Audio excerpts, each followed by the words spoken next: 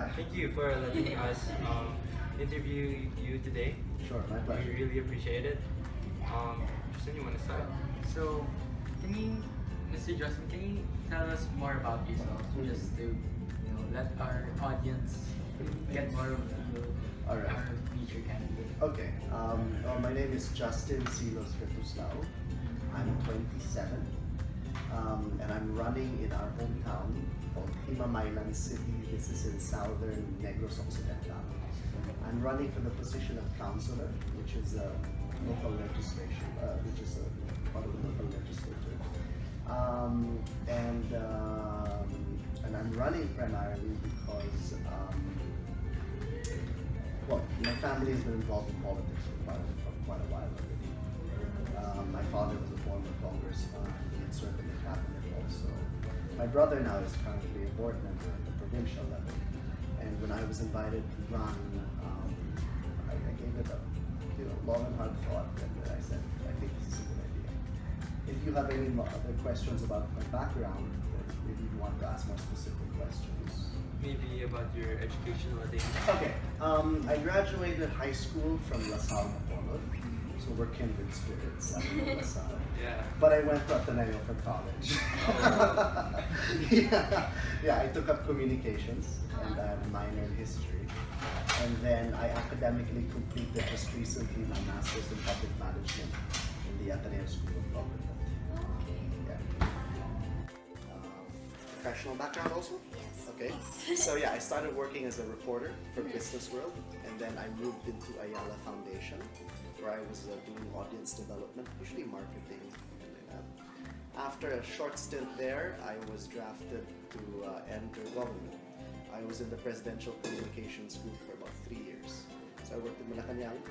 I wrote speeches and press releases and statements, primarily for the Office of the Presidential Spokesperson.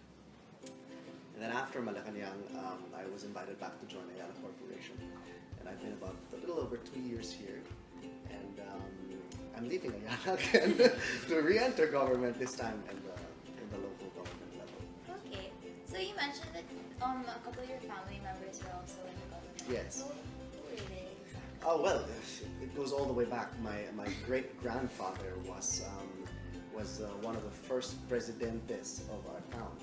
Before they weren't called mayors; they were called presidentes because we were under the Spaniards, and later on it was carried over the Americans. So it started with him really, but it wasn't very continuous. After him, my direct grandfather entered politics also sometime before the war, World War II. But after the war, it's when it got really sort of like ingrained. His brother eventually served as mayor from 1953 all the way to 86. So one person for that entire period of time, right? Yeah. And after that, we've been pretty much a staple in the town since then. So, but as of now, who's in office? As of now, as I mentioned earlier, my brother is in office. He's a provincial board member. My cousin is mayor of our town. His mother, my aunt, is vice mayor of the town. And I have a nephew who is also part of the city council. So it's interesting because we're running on the same slate. And so, you know how the ballot looks, right? It's a piece of paper where you guys are alphabetically listed. So his name is Julia, and my name is Justin.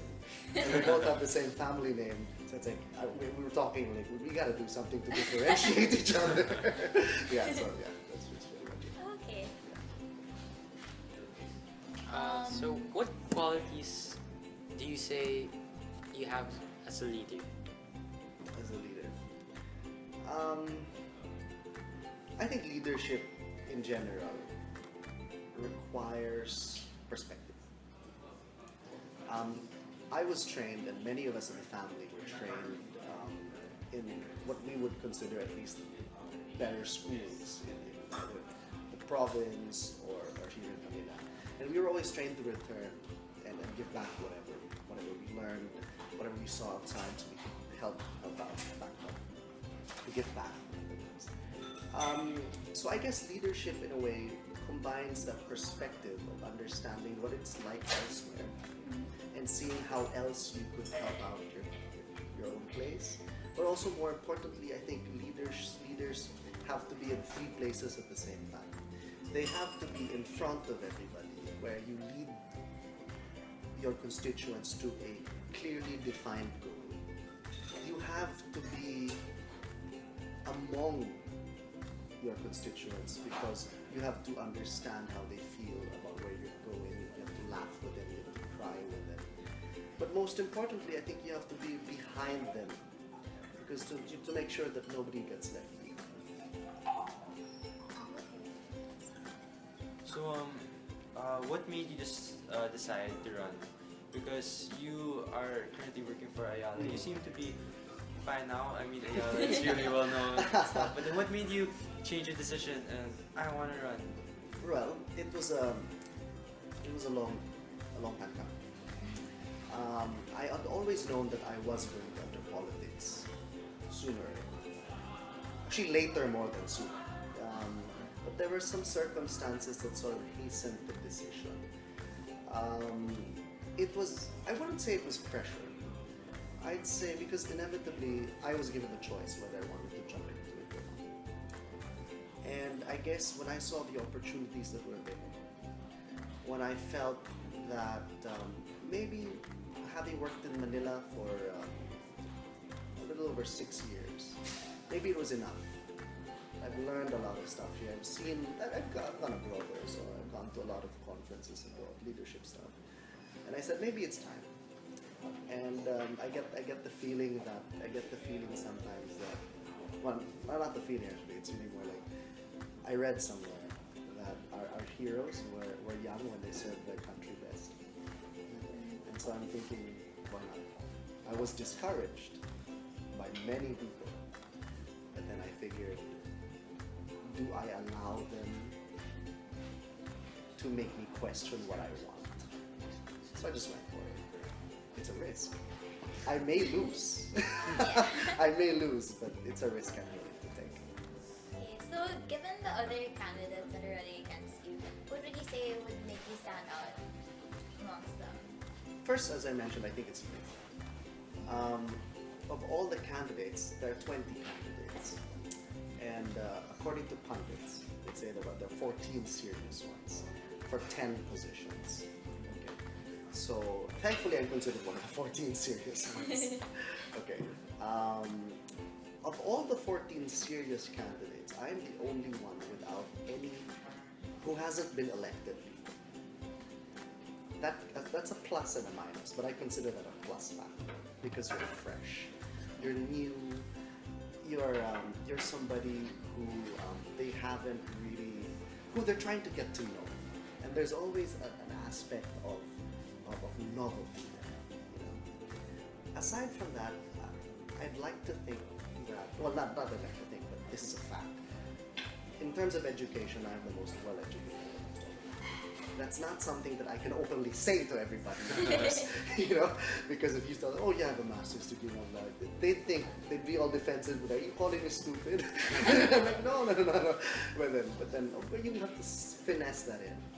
And I think lastly, it's, and forgive me for saying this because you're Lasalians, but I think my most formative years were at Ateneo, where education is always centered and geared around recognizing and living for the other. And it's that rootedness and being of service to the other, to the person who makes you who you are, who determines your existence. I think that's something on a philosophical level that many of them do not have. Okay. So what plans do you have, let's say, if you win? My platform is very simple. For the longest time, I have felt that the leadership in our city has always been top-down, to the point that it's sort of like created this class of individuals who are just waiting for you to tell them what to do. It's sort of like zap the initiative out of them. And so what I want to bring back is engagement. Because most of the time, the problems that these individuals face on a daily basis, either short-term or long-term, they know the answers to. and they have the experience to craft solutions. Except because they think, well, I'm not in position anyway, and if I suggest this, I'll probably get shot down anyway. They've lost that already. And so they're actually very, now that I've been going around, I'm very consultative. I really just, I tell them, look, you're a community, you have a certain problem. Okay, I'm here to help you. So how are we going to help us? And they say, okay, how do you think you're going to fix the problem? And the looks on their faces just like, why are you asking us? And I say, well, because I think you know the answer. And then we finesse it, and then they end up answering their own questions. And then I say, okay, so I come in to facilitate that understanding, that knowledge, that opening, that synthesis, and then later on, if I get elected, then it's my job to find sources of funding or to get other people involved to make sure that these things come true. Okay. Sounds like a good plan. Yeah. It starts there. I mean, Yes. without that basic concept of engagement, Yeah. I feel it's useless to move into other things. Okay. So, is there anything you would like to change about the current practices of our government, like now and why? Like if your position was not limited to what your position is now, to anything, like say you were the president. Oh my gosh. What did you change with the practice for government? Well, you got to be more specific. Let's start with you, Sid. Margaret Oxford. So, like, what about it? The practices in your government there. Do you see any problems? Well, you got to apply the scientific method, Yeah. right? I mean, the first step to solving a problem is recognizing a problem exists. And I think government is there, and as a fresh face in government, I like to think that I'm coming from the outside in and saying that you guys are probably all jaded already. You don't see what's going on. You don't see what's wrong with the system. So yeah, I think one of the things that I want to tackle first, let's just say tackle first, because it's a problem that I think is very big. There are casual workers. These are workers who get paid on a month, very little for on a monthly basis, and their contracts last about 3 months. And the problem is, because of patronage, they're hired essentially for their support for elections, and most of them don't even work.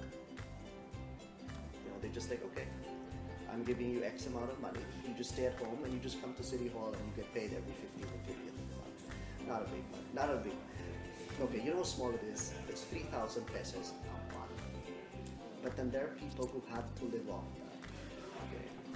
But then there are other people who have to work and yet earn the same. So they feel it's unfair. I mean, I sweep the streets, I clean the gutters, I do this, I do that, and yet they just sit home and play mahjong or play whatever, and they get paid also.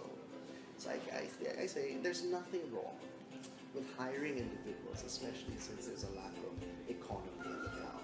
If it has to come from the city, then no problem. But they have to work. It's rationalizing that system. And this doesn't happen only in our place, this happens all over the place. Okay. So is there any other position you'd want to run for? If there's one thing in politics is that it's useless to plan. It's not like a business where you can say that, okay, estate planning, I have 3 children, I'm going to put one of my sons in this, and I'm going to put my daughter here. In politics, you fight for survival every 3 years. That's the election cycle here. In our case, since we can be considered a dynasty one way or another, it's expected one way or another that you have a good shot. But I've had cousins who lost in the past. We've had our own feuds amongst ourselves in the family as well. So now it's peacetime. Now everything's okay. But if it's a matter of, so I'm answering the practical side of it. But if it's a matter of me wanting it, so of course. I think eventually, in the far, far future, I think I'd want to serve in Congress. So lastly, if there was anything you'd like to leave as your legacy, what would you like it to be? I think, and this is based on personal experience, I believe in the power of education, the transformative power of education. And it shouldn't only be given to people who are smart and deserve it, but I think they should prioritize, actually the children who need it the most. Because I feel that, especially with this K-12 system, where you can get a job straight out of senior high school, once you're able to pop that up and to say that, hey, I'm a graduate, then that opens up so many economic possibilities for yourself and for your family. Once you're able to get out of that rut, for me, I think that's going to make the most fundamental change this country has ever seen.